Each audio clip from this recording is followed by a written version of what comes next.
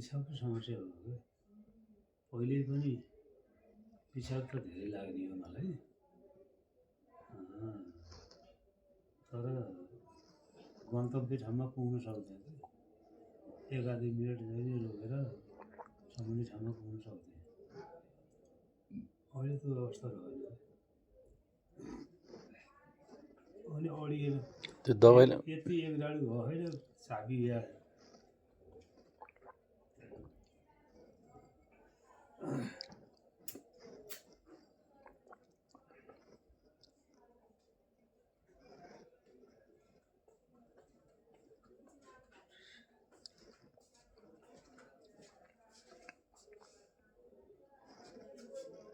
दबाईले नै असर गरे